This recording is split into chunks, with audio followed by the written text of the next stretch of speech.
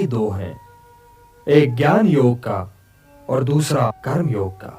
हे केशव, तो फिर मैं ज्ञान योग के ही मार्ग पर क्यों न चलूं?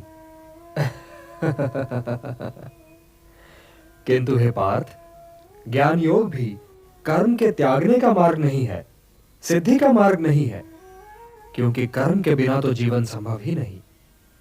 आंखें हैं तो वे अवश्य देखेंगी, पलकें हैं तो वे अवश्य झपकेंगी, कर्म है तो वे अवश्य सुनेंगे।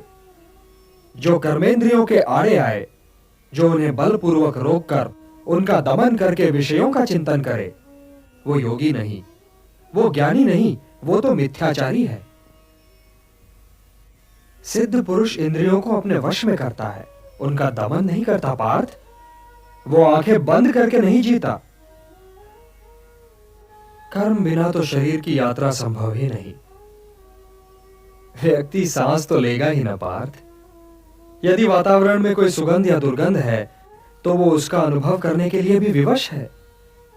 यदि उसके आसपास कोई नाद है, कोई ध्वनि है, कोई कोलाहल है, तो उसे सुनने के लिए उसके कर्ण उसके आदेश की प्रतीक्षा तो नहीं करेंगे ना। इसलिए जो अपने इंद्रियों को नियंत्रित रखे, जो उन पर अपनी चेतना का अंकुश लगाकर उन्हें कर्मोन्मुख करे, उन्हें कर्म की दिशा दिखाए, वही श्रेष्ठ है। वो अपने विकल्पों को समझता है पार्थ, और अपनी संकल्प शक्ति का प्रयोग करता है। और हे पार्थ, अपने नियत कर्म करना कुछ न करने से अच्छा है। अब ये भी ठीक है पार्थ की आंखें देखती हैं, किंतु वे क्या देखें और क्या न देखें, इसका निर्णय तो ज्ञानी स्वयं ही लेता है।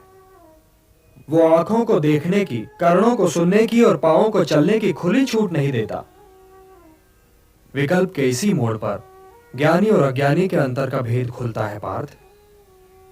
इसलिए कर्म तो आवश्यक है, क्योंकि उसके बिना तो शरीर का निर्वाह संभव ही नहीं।